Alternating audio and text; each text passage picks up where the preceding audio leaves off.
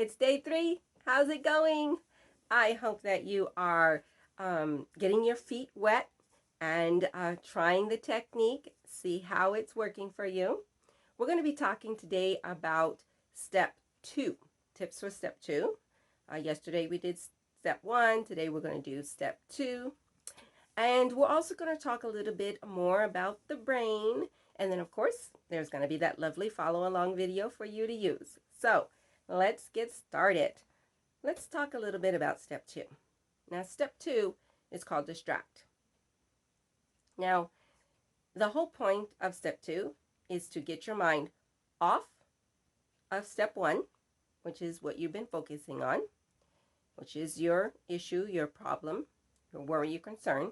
You want your mind off of that and re-engaging it into something else. Now, I'm talking about literally re-engaging your mind, where it is actually seeing, feeling, and thinking something else. Now, for me, I use games to help people to do that in the videos, play different kind of games, anything that you're mentally using your brain. That's the whole purpose of step 2.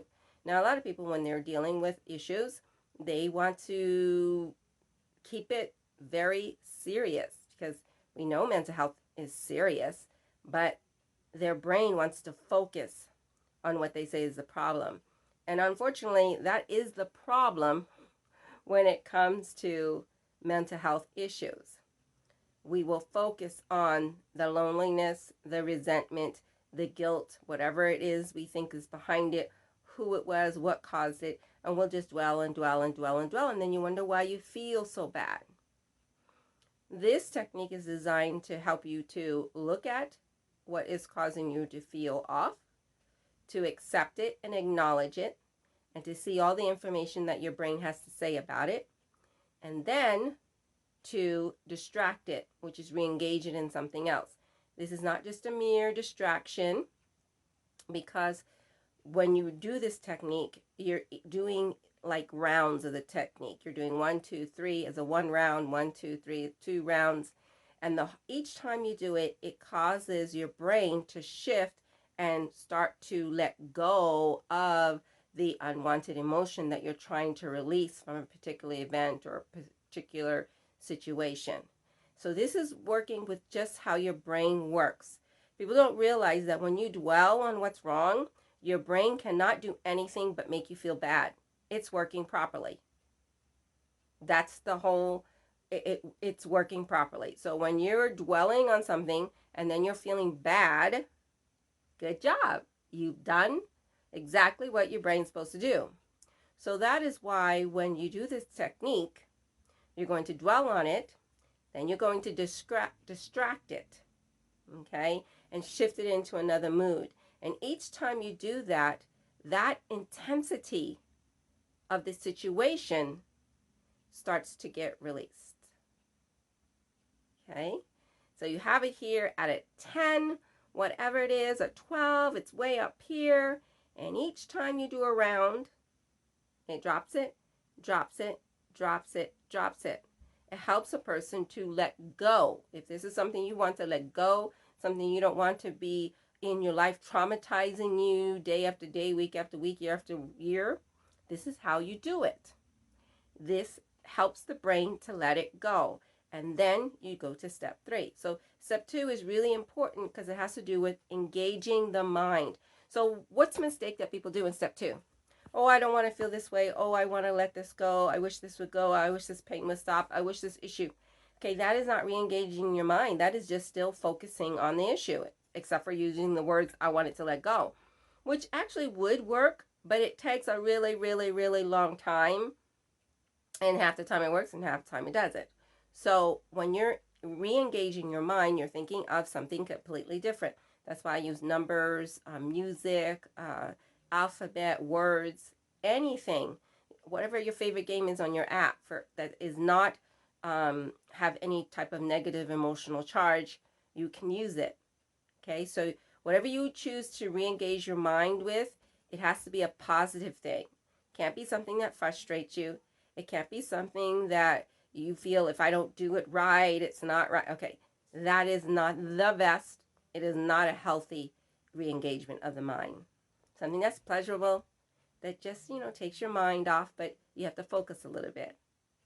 So, step 2 is to make you re-engage your mind. Re-engage your mind. And if you put that in the comments, that'll help you to remember. Step 2 is to re-engage your mind. It's not meant to stress you, frustrate you. Then you go on to step 3. Tomorrow we're going to get into step 3 tips and what not to do. So if you have any questions about step 2, let me know. This is helping your brain to release. So I said we were going to talk about the brain. So here's an example that's going to really help you to understand why this technique works. So has anyone ever stepped on your toe? Most people have had someone step on the toe. And unless you maybe had like a broken toe from it, you pretty much dismiss it. Someone bumps into you, they're like, sorry, you're like, oh yeah, no worries. You dismiss it. You don't sit there and say, well, in 1976, so-and-so stepped on my toe, and it was the worst experience of my life, and my life has been changed ever since. And in 1992, it happened again. Don't do that. You don't really remember it. Now, you will remember it if you think the person didn't like you. Oh, she was deliberately doing that. She was, okay, so you see another factor comes in, and instead of making it something that's just no big deal, we decide we're going to label it a big deal. Because this person who bumped into us is someone who is out to get us. And so therefore, that's why they did it. And so then that becomes a more memory of what you have. Oh, I remember when she did this to me. Got it? So when someone you don't know just bumps into you and they're like, oh, I'm sorry, I wasn't paying attention, you don't think about it. You don't sit there all day on that person bumped and me and they, but you just, it's gone. So this is what I found that is what you can do when it comes to things that happen to you. You can consider them just as that, not important enough to make your life miserable, to paralyze you, to say that it's completely altered your life forevermore, you will never be the same. If you say that, then you're going to have a life that's never going to be the same, that's completely altered and always traumatized. Because your brain will give you what you want and it will say, well, let's forever think of this way. So if you want to stop that, then this is the video for you. If you want to stop that. And now we're not talking about right and wrong. Some people get confused when we're talking about letting go. They're actually like saying, oh, you're saying that it was okay that it happened, or it wasn't important, or that's not what we're saying. All it is that we're saying that an event happened, it occurred, we look at it, we address it, and if we can change something about it, do so. But if you can't, you just let it go. Because a lot of times we tend to just harp and harp and harp. We harp about what someone's doing to us, but we don't change it. We just like to harp about it. This technique will actually help you to recognize if you're doing that so that you can just let it go and make a logical step that will get you out of the situation. That's the difference. So the old way will keep you stuck in the situation. You can't see your way out. Because when you have a high emotion, how well does the brain logically think? How well does it logically think? When you see someone all up in arms about something, you're trying to logically help them, they don't see it. So that's the same with you. When you're emotionally charged about something, you're not seeing answers. So I'm always telling people, they're like, well, how will it change? How will I know it change? It's like, I don't know, because I don't know what is in your brain about it. But I promise you that when you do let it go, there will be good changes. That is the one thing that I know. Most people think, well, I have to keep this alive, so it's protecting me. Many think if they keep it alive and they remember how bad someone treated them, how they cheated on them, they'll never get themselves into that situation. Unfortunately, it is the worst way to feed your brain, because your brain is looking at it as a high charge, and it's thinking, we need to keep this alive. And then it'll start having you think, say, and do things that will keep that feeling alive, because that's the way it's supposed to do. That's what your brain does. Once you know your brain does that, once I realize, oh, if I am hot about something, like so angry about it, it's like, oh, that's because I told my brain to don't let it go inside. I didn't know it. Now, outside of me saying, oh, I don't want to be angry at someone. Oh, it's okay. No, it's no problem. And inside, you're still seething. That's because somewhere inside, at some point in time, you said if someone does A, if someone does A, B, and C, if someone does 1, 2, and 3, that's it. And I'm going to be angry about it. Once I learned that's all it was, I was like, okay, well then, in my book, I'm not going to be angry about things. I have the ability to say, I don't prefer that. I don't like that. I don't want that. That's not a problem. But those not likes, not wants is not going to change my emotion, my inner peace, and take it away. Because that's what people will do. They want to express how upset they are. And in their doing that, they make themselves feel miserable. I didn't know that you could express and at the same time not feel that expression. So I could say, well, that's ridiculous. That's I don't like that at all. I don't have to then feel bad. If you actually don't feel bad, your brain will stay logical, and it will say, what can I do to make sure this is not happening again or happening now? But if you're like, oh, and the emotion goes with it, then your brain can't help you get out of it. And I was like, oh, so that's why I get stuck in that cycle. So I had to sit there and I had to understand that I could express whatever it is I want. But when I expressed it, I was not going to have a negative emotional charge to it because that intervened with it actually working and changing on my behalf. No one told me this. No one taught me this. And so, of course, I never was doing it. And then once I was taught it, I was like, that's it? You use the technique to go back to anything that you had such a high negative charge that is still impacting you today, that you will just have a reaction and it's just triggered that fast. It's like, boom, it's there. That's what the gift of your subconscious. So if it's going to do that for negative charges, what do you think it'll do for you for good charges? Good emotions. If it can, like that, put you in a bad mood, what you fed into it, if you feed good into it, what will it do? So, and I tell people when they're doing this technique, because they'll say, well, you don't want to hide your emotions. You don't. But when you learn to tell your brain how to react, instead of it looking at it as a big, horrible, traumatic thing, it won't send that message to you. It won't say, this is the worst thing that could ever happen to you, and now you're going to have weeks and years of trying to recover. It won't say it. It'll say, whoa, what was that? Okay, let me see what I can do. Let me see how I can cope. And I'll keep moving forward. It won't feel daunted. It won't feel overwhelmed. If you can understand that point, and if you like that, this is the technique for you.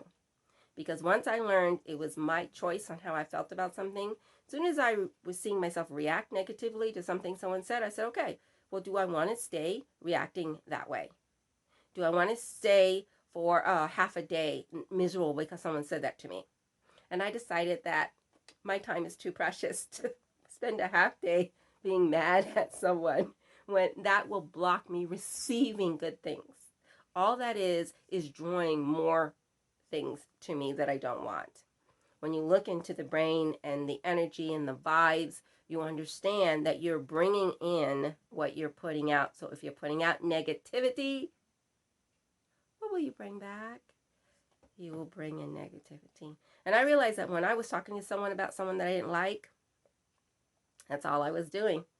I'm sitting there saying to someone, oh, I don't like her, or I don't like what she did, or why she's wearing that. I realized all I was doing, I stopped at that point having the good vibes in, and all I was now was drawing bad vibes. I didn't even know what they were, but they were coming because I was putting it out there. Once I understood that, I was like, oh, well, I don't want to do that. I don't want to do that at all. I don't want to waste my receiving good things. And so when you use this technique, you learn that the things that are happening, you can go ahead, accept what's happened, and change to make sure you keep yourself safe instead of scaring yourself and then you keep repeating it. When you scare yourself, it is the least effective way to ensure that it's not going to happen again. The least effective way to make sure it's not going to happen to again. Most people put fear into people, fear, guilt into people, lack, and they think that's motivating them. And unfortunately, it's the least effective. The more effective way is to say, oh, I don't like the way I did that. Next time I'm not going to, but not to be afraid of what you did, the results of what happened. Just recognize that's what happened. You can't change it, so why get highly upset about it? Getting upset about it doesn't change it, but it will keep it repeating. Let me repeat that. When you're doing something that you didn't want to do or something that you didn't like, and you're like, how could I have done that? Getting upset at yourself does not ensure that you will not do it. It actually will ensure that you will likely repeat it.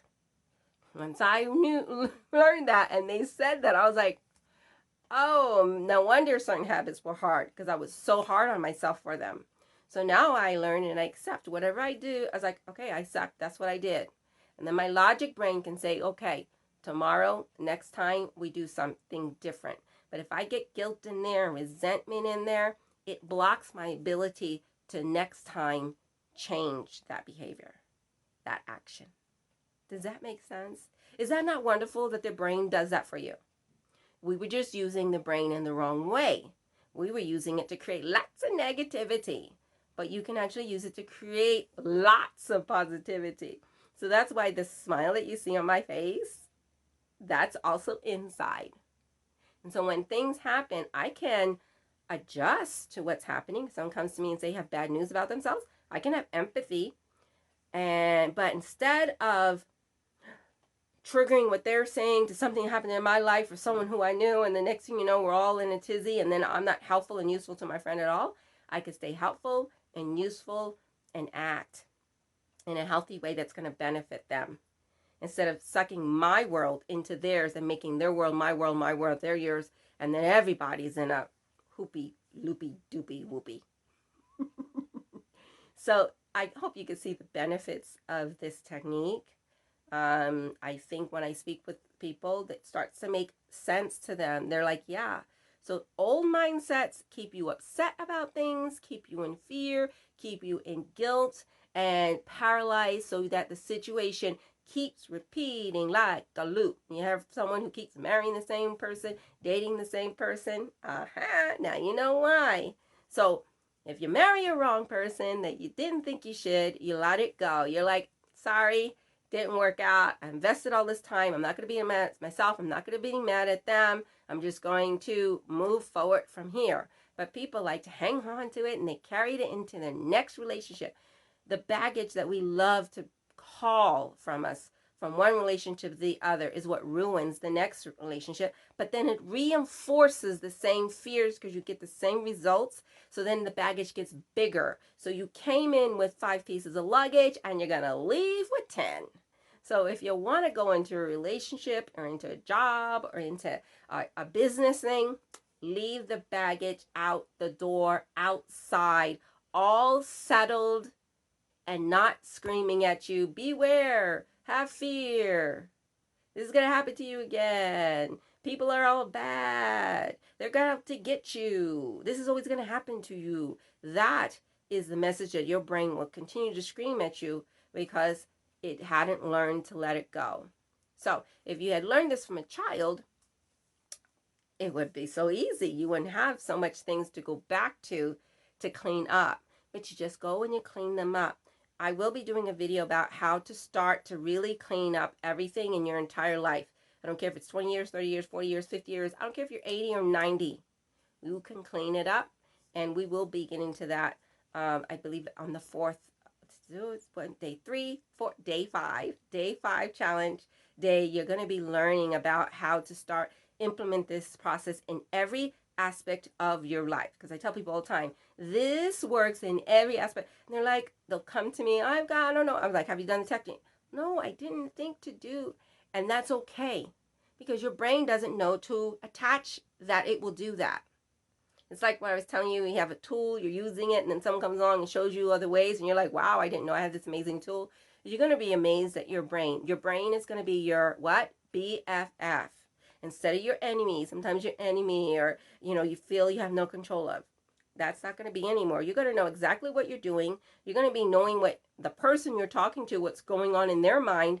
And it really actually does help when you understand, because just think about it. Let's say, for instance, someone was come pick you up and take you to work because your car was broken. Okay. And they are going to come, and maybe you live out in the boonies, you can't get a taxi, whatever, but they say they're going to come. And let's say they don't come. What's the first reaction many people have? They get upset. Oh, they're not here. Okay. And then you find out, like, 2 hours later, they were on an accident on the way to get to you. That changes, doesn't? All of a sudden, you're not so angry. You're not so upset. So why not avoid the anger and upset and allow your brain to not attach to that?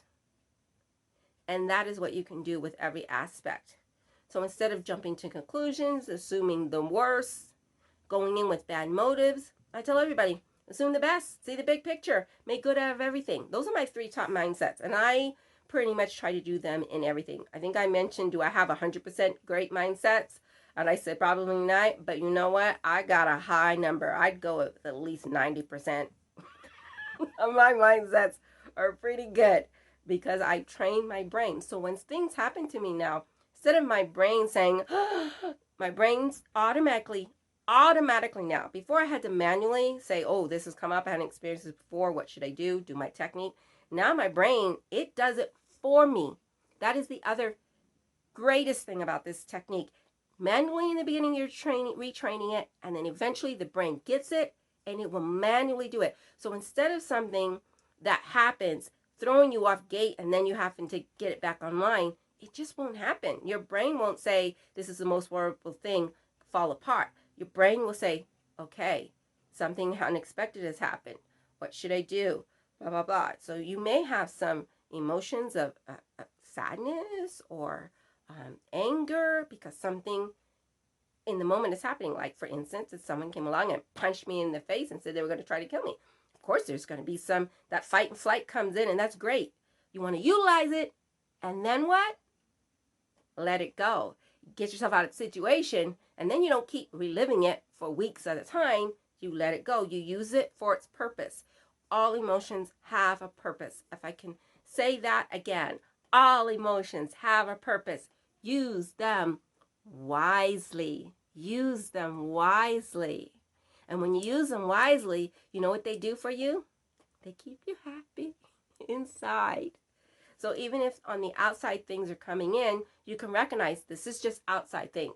This has nothing to do with me inner. Most people internalize everything. Someone's yelling at me, there's something wrong with me. Someone broke up with me, there's something wrong with me. They didn't give me the job, there's something wrong with me.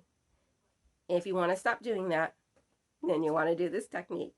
So I hope I didn't chit-chat too much, but I hope what I said is sinking in about how we didn't realize, because mental health skills were not taught, what we were doing that was making us in situations, feelings that were unwanted. So you know what's coming up next. You know what you want to do. You're going to do step 3. 1, 2, 3. Third day. 1, 2, 3. You're going to do the 3 steps and do the follow along video. So keep in mind, if you're doing the follow along video, you will have something to ask me when we do the live Zoom, where I'm going to help people to really hone out things that maybe they got stuck in. If you're not doing this technique and then you try to ask me questions, it's going to be like mute, because I'm just going to be repeating what I'm saying here now. But if you've been using the videos and practicing, you're going to come up with things that are taking you to the next level. If you want to stay on the base level, then you can just listen to me, and that's fine. You're going to eventually at one point want to do it.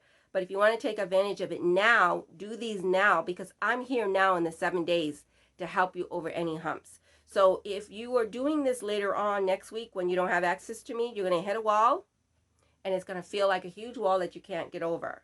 Now, if you're doing it now, you're going to hit a wall, and you're going to say, oh, I'm going to ask Renee about this, and then that wall is going to drop right on down, and then you're like, okay, step over and keep going. That's what you're going to learn with this technique. Anything that comes along, it's going to just like this. Your brain's going to like that. It's not going to say, oh, this is big. What do I do? It says, and then your brain automatically will say, okay, this is what we're going to do. This is what's going to happen. I hope that makes sense. I hope that you understand what I've just said. And it's been a pleasure. Pleasure, pleasure, pleasure.